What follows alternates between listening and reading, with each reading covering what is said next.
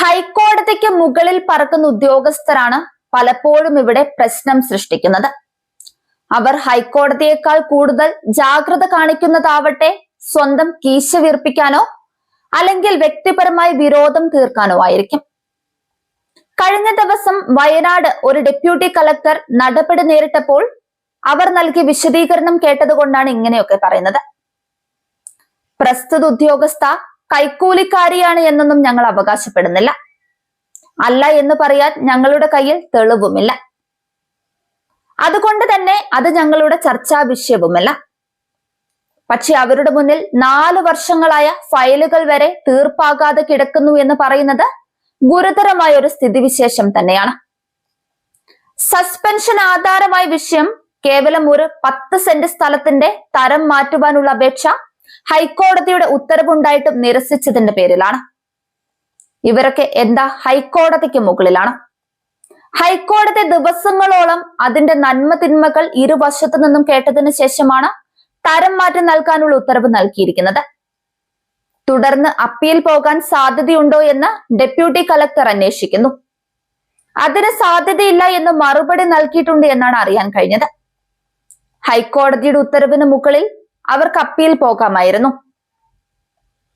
അല്ലാതെ ഹൈക്കോടതി ഉത്തരവ് ധിക്കരിക്കുകയല്ല വേണ്ടത്. സസ്പെൻഷൻ ആധാരമായത് മറ്റൊരു വിഷയമാണ് എന്നാണ് അന്വേഷണത്തിൽ അറിയാൻ കഴിഞ്ഞത്. 4 വർഷമായി കെട്ടിക്കിടക്കുന്ന ഫയലുകൾ തീർപ്പാക്കാൻ സർക്കാർ ഒരു അദാലത്ത് നിശ്ചയിച്ചു.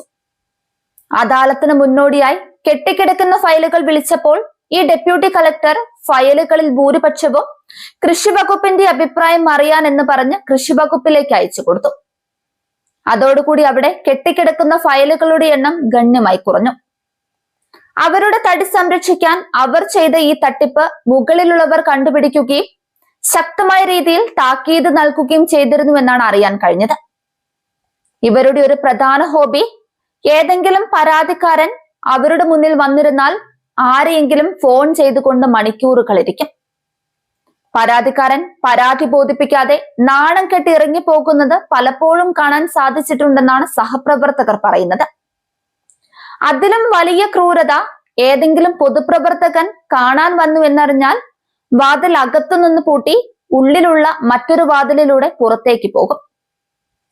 ഉദ്യോഗസ്ഥർ ആദ്യം മനസ്സിലാക്കേണ്ട കാര്യം, നിങ്ങൾക്ക് മാസാമാസം ശമ്പളം തരുന്നത് പൊതുഖജനാവിൽ നിന്നാണ്. ഈ പൊതുഖജനാവ് നിറയ്ക്കുന്നത് ഇവിടുത്തെ പൊട്ടന്മാരായ പൊതുജനമാണ്.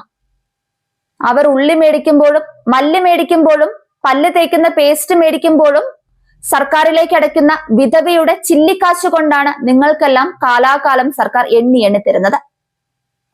അത് ഞങ്ങളുടെ കാര്യം നോക്കാൻ വേണ്ടിയാണ്. നിങ്ങൾക്ക് സർക്കാർ എന്ന സംവിധാനം ശമ്പളം നൽകുന്നുണ്ടെങ്കിൽ അത് നൽകുന്നത് അതിന്റെ മേലാളന്മാരായ ഞങ്ങൾ പൊതുജനങ്ങളാണ് എന്ന വിചാരം നിങ്ങൾക്ക് എന്നുണ്ടാകുന്നു അന്ന് ഈ നാട് ഗതി പിടിക്കും. സർക്കാർ ഉദ്യോഗം കിട്ടിക്കഴിഞ്ഞാൽ പിന്നെ ഇവന്മാരെല്ലാം ആനപ്പുറത്ത് കയറിയ ഗമയാണ്. പൂച്ചവാതുക്കൽ പട്ടിവാതുക്കൽ വാ എന്ന് പറഞ്ഞ് നാട്ടുകാരെ നടത്തുന്നത് ഇവർക്കൊരു ഹരമാണ്.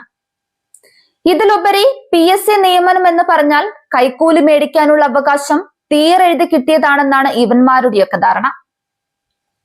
2010-15 കാലഘട്ടത്തിൽ ഷേഖ് ഫരീദ് എറണാകുളത്ത് ജില്ലാ കളക്ടർ ആയിരിക്കുന്ന കാലം.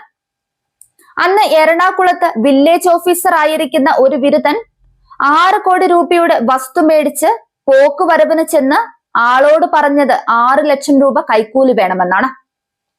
അതിന് കാരണം പറയുന്നത് പ്രസ്തുത വസ്തുവിന്റെ മുന്നുടമയ്ക്ക് സെയിൽ ടാക്സ് ബാധ്യതയുടെ പേരിൽ ജപ്തി നടപടികൾ നേരിടുന്നുണ്ട് എന്നുമാണ്. ജീവിതത്തിൽ ഒരിക്കൽ പോലും ഒരു കപ്പലണ്ടി കച്ചവടം പോലും നടത്താത്ത വസ്തു ഉടമയ്ക്ക് എങ്ങനെ സെയിൽ ടാക്സിന്റെ ജപ്തി വരും? 6 ലക്ഷം രൂപ ചോദിക്കുന്നതിന്റെ ന്യായം എന്താണ് എന്ന് ചോദിക്കുന്നവന് കിട്ടിയ മറുപടി, 6 കോടി രൂപയ്ക്ക് 10% 60 ലക്ഷം രൂപ നിങ്ങൾ സർക്കാരിലേക്ക് അടച്ചില്ലേ, അപ്പോൾ പിന്നെ 1% എനിക്കും കൂടി തന്നാൽ എന്താ കുഴപ്പം? പിടിച്ചു പറയും. ഇതിന്റെ പേരാണ് ഇപ്പോൾ സർക്കാർ ഉദ്യോഗം. പകൽക്കൊള്ള എന്ന് നമ്മൾക്ക് ഇതിനെ ഓമന പേരിട്ട് വിളിക്കാം. ഏതായാലും ഒരു സരസൻ കളക്ടറെ കണ്ട് കുസൃതിയോട് കൂടി ഒരു കാര്യം ചോദിച്ചു. പോക്കുവരവിന് കളക്ടർക്ക് എന്താണ് റേറ്റ്? നമ്മൾ തമ്മിൽ പരിചയമുള്ള സ്ഥിതിക്ക് അത് നേരിട്ട് തരാമല്ലോ എന്ന് കരുതിയാണ്. യൂണിയന്റെ നിർബന്ധത്താൽ അവിടെ പോസ്റ്റ് ചെയ്തിരിക്കുന്ന വില്ലേജ് ഓഫീസർക്ക് 48 മണിക്കൂറിനുള്ളിൽ പോക്കുവരവ് ചെയ്ത് വിവരമറിയിക്കുവാൻ കളക്ടർ നിർദ്ദേശം നൽകി. പലപ്പോഴും കാര്യങ്ങളുടെ നിജസ്ഥിതി അറിയാത്ത സാധാരണക്കാരായ ജനങ്ങൾ പരാതിയുമായി മുകളിൽ പോകാറില്ല. അതാണ് ഇവിടെ എല്ലാവരും മുതലെടുക്കുന്നത്. ഇനി ആരെങ്കിലും പരാതിയുമായി പോയാൽ ഇത്രയും ചാരിത്ര ശുദ്ധിയുള്ള ആൾക്കാർ വേറെ കാണുകയുമില്ല. എല്ലാവരും നവീൻ ബാബുമാരാകാനാണ് ശ്രമിക്കുന്നത്, പ്രവൃത്തിയിലല്ല പേരിൽ. 90% ഉദ്യോഗസ്ഥരും കൈക്കൂലിക്കാരാണ് എന്ന് പറയുന്നതിൽ ഞങ്ങൾക്ക് ഒരു മടിയുമില്ല.